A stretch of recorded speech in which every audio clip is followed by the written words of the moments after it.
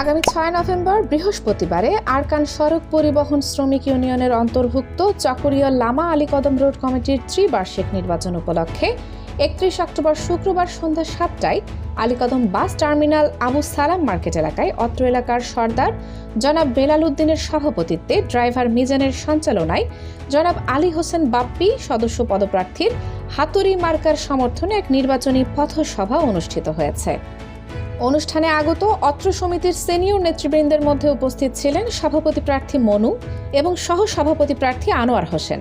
সাধারণ সম্পাদক প্রার্থী মোহাম্মদ রফিক, সাধারণ সম্পাদক পদপ্রার্থী মোহাম্মদ আলী হোসেন আজাদ। এছাড়াও চকরিয়া লামা আলীকদম জিপ মালিক সমিতির সাংগঠনিক সম্পাদক